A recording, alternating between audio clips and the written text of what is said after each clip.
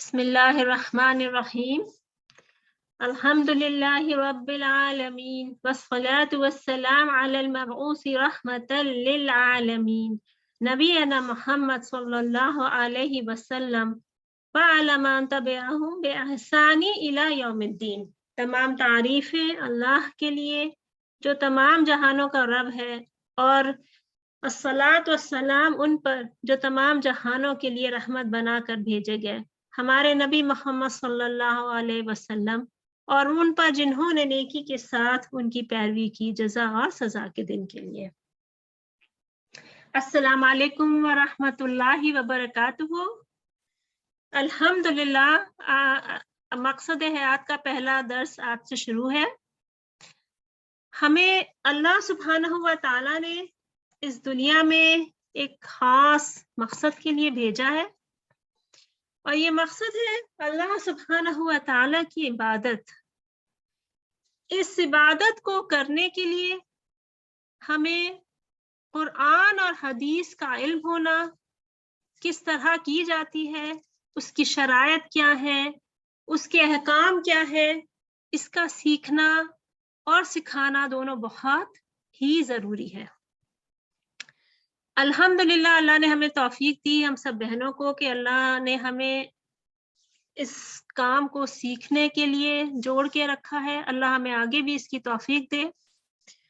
अल्लाह की जो इबादत है उसमें सबसे पहली और अहम इबादत है नमाज, और नमाज के लिए जो सबसे पहले जरूरी है वो है तहारत।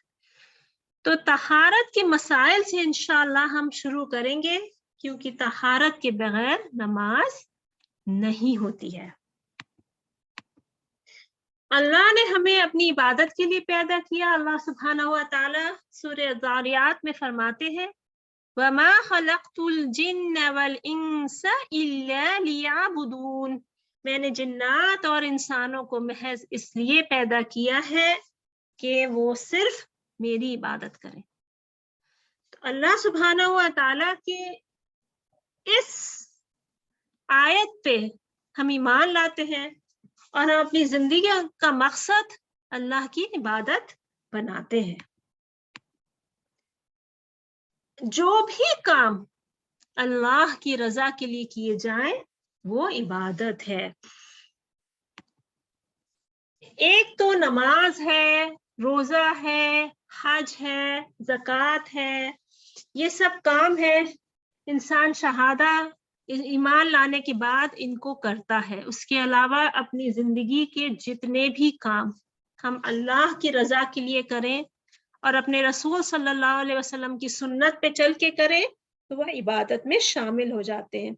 अल्लाह सुब्हानहू व तआला सूरह अल-अनआम में फरमाते हैं, कुल इन्ना सलाती व नुसुकी व महयाया व ममाती लिल्लाहि रब्बिल आलमीन। आप फरमा दीजिए कि बिल यकीन मेरी नमाज और मेरी सारी इबादत और मेरा जीना और मेरा मरना सब खालिस अल्लाह ही के है जो सारे जहान का मालिक है। तो हम अपनी जिंदगी का जायजा लें कि हम अपनी जिंदगी को किस तरह गुजार रहे हैं। क्या हम उसमें सुन्नत तरीका से चल रहे हैं या इसमें बिदात है, या इनके तरीकों को हमने दूसरे गैर मजहब के तरीकों से जोड़ लिया है अपने तरीकों को। मसलन हम अपने निकाह के वक्त देखें क्या होता है, हमारे यहाँ कोई मौत हो जाती है तो क्या होता है, हम किस तरह इन चीजों को इन मौकों पे क्या अमल करते हैं। ये सब अमल का जायजा लेने से हमें अंदाजा लगता है कि हम अपनी जिंदगी अल्लाह की इबादत में गुजार रहे हैं कि नहीं। और अल्लाह के रसूल सल्लल्लाहु अलैहि वसल्लम हमारे लिए एक एग्जाम्पल है, एक बेहतरीन एग्जाम्पल अल्लाह ने हमें भेजा है। और इन्होंने इनकी और सहाबा इकराम की जो जिंदगी है वो किस तरह अल्लाह ताला ने हमारे लिए एग्जाम्पल बनाई है, इसके पे नजर डाल के फिर अपनी जिंदगी को गुजारें तो हमारी पूरी जिंदगी इबादत में शामिल हो सकती है। हमारी नमाज, हमारी कुर्बानियां, हमारी जिंदगी, हमारा मौत, सब कुछ अल्लाह के लिए है।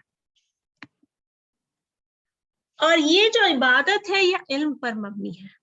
इल्म दलील के साथ हक बात की पहचान है। इल्म क्या है? बहुत सा इल्म है। علم تو بہت سارے علم ہے دنیا میں ہمیں ملتا ہے، جو کچھ صحیح کچھ غلط، اور اب تو سوشل میڈیا کے زمانے میں ہر طرح کی نالج اویلیبل ہے، مگر صحیح کیا ہے، صحیح عبادت کا طریقہ کیا ہے، اللہ کس سے راضی ہے، قرآن اور حدیث کی روشنی میں کیا صحیح ہے کیا نہیں ہے، وہی حق ہے، وہی صحیح علم ہے۔ ہمیں اگر اللہ کی عبادت سیکھنی ہے تو ہمیں دلیل کے ساتھ سیکھنی ہے، دلیل کے ساتھ حق بات کی پہچان ہی علم ہے، اور اسی علم پر ہمیں اپنی زندگی کو چلانا ہے،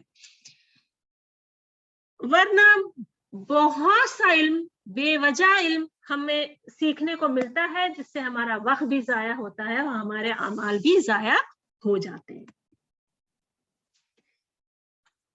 شرعی احکام کیا ہے؟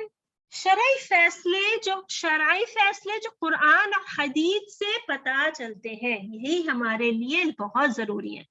احکام جو ہمیں قرآن اور حدیث سے پتہ چلے، یہ نہ تو عقل سے پتہ چلتا ہے اور نہ تجربے سے۔ انسان کیسے نماز پڑھے، بعض دفعہ ہم چاہیں کہ عقل سے نکال لیں، ایسا نہیں ہو سکتا۔ اللہ کے رسول صلی اللہ علیہ وسلم کو نماز کا طریقہ، طہارت کے مسائل، حج کے مسائل کس نے سکھائے تھے؟ جبریل علیہ السلام نے۔ ابراہیم علیہ السلام نے جب خانہ کعبہ کی تعمیر کی، تب جبریل علیہ السلام آئے اور انہوں نے ان کو احکام سکھائے تھے حج کے۔ انہوں نے اللہ سے کیا کہا تھا؟ یا اللہ سکھا ہمیں ہمارے حج کے مناسک۔ کوئی بھی انسان اپنی مرضی سے خود ساختہ کوئی بھی عبادت کا طریقہ نہیں نکال سکتا، اور اس سب عبادت کے لیے ہمیں پروف چاہیے ہوتے ہیں، اور انہی پروفس کے اوپر ہمارا دین مبنی ہے، ہم چلتے ہیں۔ کچھ مسائل، کچھ احکام ہمارے دل سے تعلق رکھتے ہیں جو عقیدے کے مسائل ہیں، اور کچھ مسائل عملی ہیں یا فرعی مسائل ہوتے ہیں جن کا تعلق ہمارے عمل سے ہوتا ہے۔ جو عمل سے تعلق رکھتے ہیں وہ احکام 5 حصوں میں بانٹے گئے ہیں۔ ہمارے جتنے بھی احکام ہیں، ہمارے جتنے بھی کام ہوتے ہیں، ان کو 5 حصوں میں بانٹا گیا ہے۔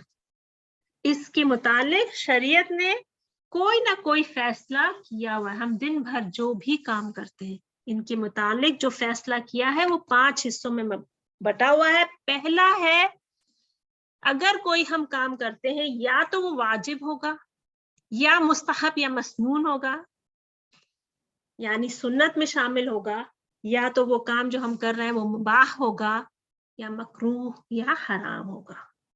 واجب وہ عمل ہے جو کرنے سے جس کو انسان جب کرتا ہے تو اس کو اس کا اجر ملتا ہے، ثواب ملتا ہے، اور اگر وہ کام وہ چھوڑ دے تو شریعت کے مطابق اس کو اس کی سزا ملتی ہے۔ یہی کام واجب ہوتے ہیں کہ کریں گے تو اجر ہے، نہیں کریں گے تو اس کا گناہ ہے۔ مثلا 5 وقت فرض نماز کا ادا کرنا، جو فرض نماز ہے اگر ہم نے کی تو اس کا اجر ہے، اور چھوڑی تو بہت سخت سزا ہے، بہت سخت عذاب ہے۔ یہ واجب ہوتے ہیں۔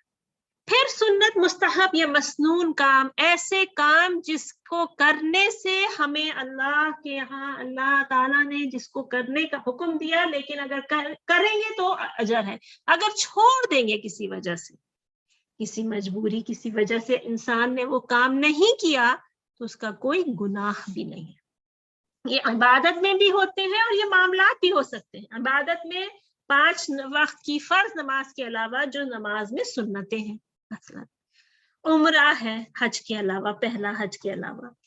اسی طرح معاملات میں بھی کچھ اللہ نے معاملات میں انسان کو کچھ فرض کرنے کو کہا ہے، کچھ فرائض ہیں جو ہمیں کرنے، اور فرائض کے بعد جو کام ہیں وہ کچھ کام ایسے ہوتے ہیں جو سنت ہوتے ہیں، اگر کریں گے تو بہت ثواب ہے، لیکن اگر چھوڑ دیا تو اس کا گناہ بھی نہیں ہے۔ اور یہ بھی ہمیں زیادہ سے زیادہ کرنے ہیں، کیونکہ میزان میں واجب، مستحب، ان سب کا بہت زیادہ، واجب کا سب سے زیادہ اجر ہے، پھر مستحب تو سنت کا بھی بہت اجر ہے۔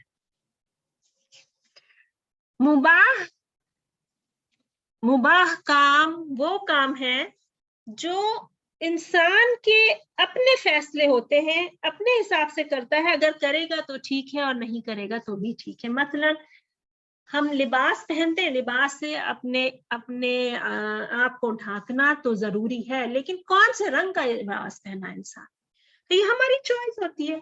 हम किसी भी रंग को पसंद कर सकते हैं।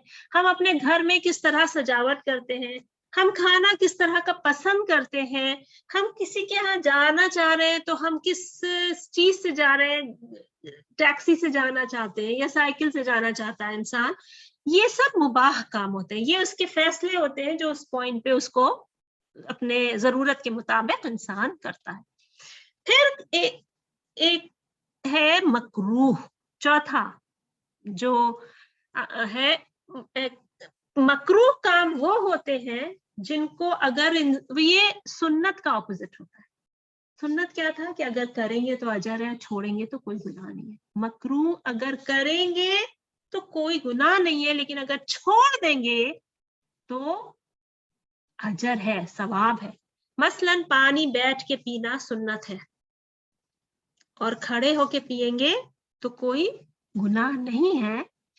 मकरूह उसका ऑपोजिट है। मसलन मकरूह काम क्या है कि अगर खड़े होके पानी पी लिया तो गुनाह तो नहीं है, लेकिन अगर बैठ के पिएंगे तो उसका अजर है।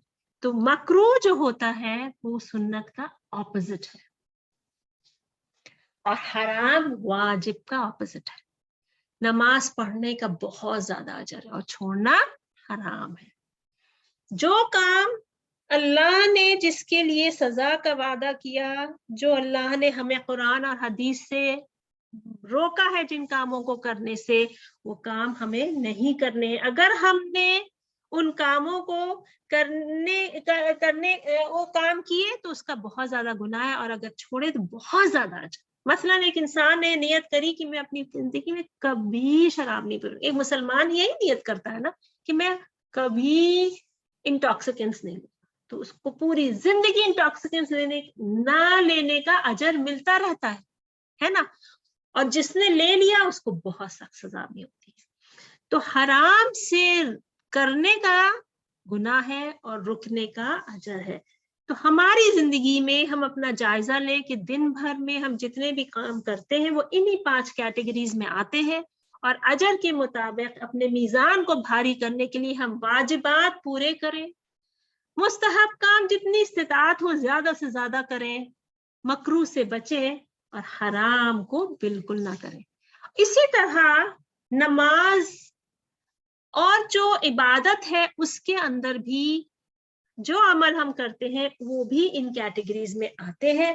तो इंशाअल्लाह जब हम फिक्र की क्लास करेंगे तो इस डेफिनेशंस जो हमने सीखी है इसको मद्देनजर रखते हुए हम आगे जब कैटेगरीज पढ़ करेंगे इंशाअल्लाह, अल्लाह ताला हमें इसको अच्छी तरह समझने की, सीखने की तौफीक दे और इसको अमल की भी तौफीक दे।